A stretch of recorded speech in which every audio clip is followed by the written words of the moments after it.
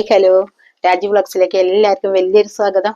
ഇന്ന് അമ്മ പറയാൻ പോണതേ, നിങ്ങൾക്ക് എല്ലാവർക്കും ഒരുപാട് ആഗ്രഹങ്ങൾ ഉണ്ടാവും അല്ലേ?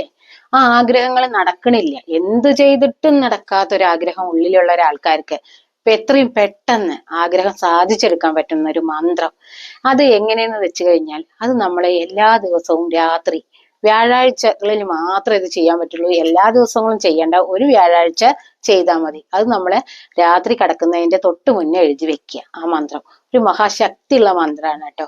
അപ്പൊ ഈ വ്യാഴാഴ്ച ചെയ്യാൻ പറ്റാത്തവര് അടുത്ത വ്യാഴാഴ്ച അത് ചെയ്യുക. ബാക്കി ദിവസങ്ങളിലൊന്നും അത് ചെയ്യാൻ പറ്റില്ല. അപ്പോൾ അത്രയും ശക്തിയുള്ള ഒരു മന്ത്രാവുക. കാരണം വ്യാഴാഴ്ചകളിൽ എഴുതിയാൽ മാത്രമേ അത് നമുക്ക് ഫലം തരുള്ളൂ. ഇനിയിപ്പോ ഈ വ്യാഴാഴ്ച എഴുതി അടുത്ത വ്യാഴാഴ്ച ആകുമ്പോഴേക്കും നിങ്ങൾക്ക് ആഗ്രഹം നടന്നിട്ടില്ലെങ്കിലും അതിന്റെ ഒരു ശുഭ സൂചനയെങ്കിലും നിങ്ങൾക്ക് കിട്ടാതിരിക്കില്ല.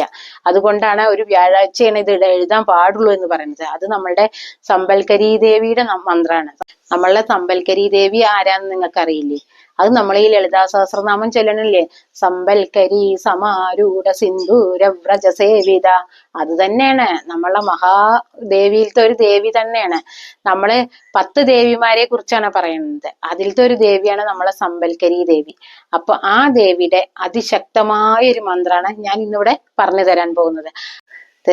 മഹാവിദ്യകൾ എന്ന് പറയുന്നത് നമ്മൾ എന്താണെന്ന് അറിയോ നിങ്ങൾക്ക്? ദേവിയുടെ 10 വ്യത്യസ്തങ്ങളായ രൂപങ്ങളെയാണ്. നമ്മളെ സപ്തമാതാക്കൾ എന്ന് പറയുന്നത് എന്താ? അത് ദേവിയുടെ 7 വ്യത്യസ്തങ്ങളായ രൂപങ്ങളെയാണ്. അപ്പൊ നമ്മൾ ഇന്നിവിടെ പറയാൻ പോണത് അതിലത്തെ സമ്പൽക്കരി ദേവിയെ 10 ദേവികളിലത്തെ ഒരു ദേവിയുടെ മന്ത്രത്തിനെ കുറിച്ചാണ്. അത് വളരെ ശക്തിയായതുകൊണ്ട് വ്യാഴാഴ്ച ദിവസം തന്നെ നിങ്ങൾ എഴുതണം. അപ്പൊ ഞാൻ ആ മന്ത്രം എന്താന്ന് പറഞ്ഞു തരുന്നതിന് കൊണ്ട് കുറച്ച് കാര്യങ്ങൾ കൂടി നിങ്ങൾക്ക് പറഞ്ഞു തരുന്നുണ്ട്. അപ്പൊ ഇത് നമ്മളെ എങ്ങനെ എഴുതണ്ടെന്ന് വെച്ച് കഴിഞ്ഞാൽ, ഇത് നമ്മളെ ഒരു വെള്ള പേപ്പർ എടുക്കുക. വെള്ള പേപ്പറിൽ നമ്മള് വ്യാഴാഴ്ച രാത്രി കിടക്കുന്നതിന്റെ തൊട്ട് മുന്നേയിട്ട് പച്ച മഷി കൊണ്ട് നമ്മൾ എഴുതി വെക്കണം. അത് എഴുതി വെക്കുമ്പോൾ നമ്മൾ ദേവിയെ നന്നായി മനസ്സിൽ ധ്യാനിക്കണം.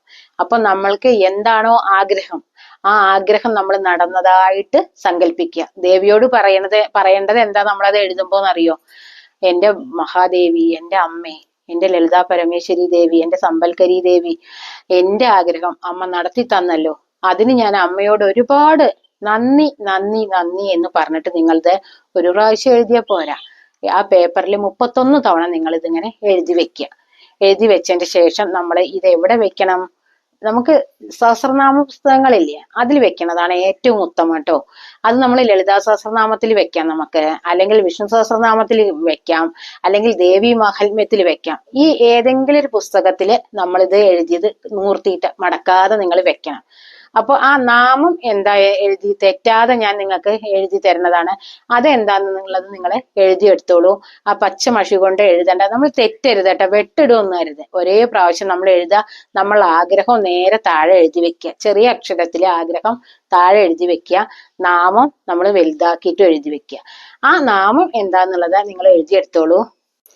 ഈ നാമം ഇത്രയേ ഉള്ളൂ: വാമശ്രീ സമ്പൽക്കരി ദേവിയേ നമോ നമ എന്ന് നിങ്ങളെ 31 പ്രാവശ്യമാണ് എഴുതേണ്ടത്.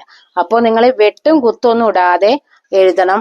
ഇത് നമ്മൾ എന്ത് ചെയ്യണമെന്നോ, ഒരാഴ്ച നിങ്ങൾ ഈ പുസ്തകത്തിന്റെ ഉള്ളിൽ വെക്കുക. ഒരാഴ്ച കഴിയുമ്പോഴേക്കും ഈ വ്യാഴാഴ്ച എഴുതിയ അടുത്ത വ്യാഴാഴ്ച ആകുമ്പോഴേക്കും നിങ്ങൾക്ക് അതിന്റെ ശുഭസൂചന കിട്ടുമെന്ന് ഞാൻ പറഞ്ഞില്ലേ. അത് കഴിഞ്ഞാൽ നിങ്ങൾ ആ ആഴ്ച പിന്നെ അത് വ്യാഴാഴ്ച വരെ അവിടെ ഇരുന്നോട്ടെ. പിറ്റേ ദിവസം നമ്മൾ എടുത്തിട്ട് അത് നിങ്ങൾ കത്തിച്ച് കളയോ അല്ലെങ്കിൽ എന്തെങ്കിലും നശിപ്പിച്ച് കളഞ്ഞോളൂ. പിന്നെ അത് അതിൽ വെക്കണ്ട. പിന്നെ നമുക്ക് ആ ആഗ്രഹം നടന്നു കിട്ടിയിട്ടില്ലെങ്കിൽ വീണ്ടും പിന്നെ നിങ്ങൾ വെള്ളിയാഴ്ച എഴുതരുത്, പിന്നത്തെ വ്യാഴാഴ്ച എഴുതുക. അപ്പൊ നിങ്ങൾ ഒരു പ്രാവശ്യം ചെയ്യുമ്പോഴേക്ക് തന്നെ എല്ലാവർക്കും ഫലം കിട്ടുന്നതാണ് എനിക്ക് പറയാനുള്ളത്. അപ്പോൾ ഈ വീഡിയോ എല്ലാവർക്കും ഇഷ്ടപ്പെട്ടു എന്ന് വിചാരിക്കണം. ഇങ്ങനെ നല്ല നല്ല അറിവുകൾ നിങ്ങൾ എല്ലാവരിലേക്കും ഷെയർ ചെയ്ത് എത്തിക്കണം. അപ്പൊ ലൈക്ക് ചെയ്യുക, സബ്സ്ക്രൈബ് ചെയ്യുക, കൂട്ടത്തിലെ ബെല്ലൈക്കനും കൂടി എനേബിൾ ചെയ്ത് അമ്മ ഇടുന്ന ഇങ്ങനത്തെ വീഡിയോസ് നിങ്ങൾക്ക് ലഭിക്കുന്നതായിരിക്കും. അപ്പൊ പുതിയൊരു വീഡിയോ ആയിട്ട് വരുന്നവരേക്കും ബൈ.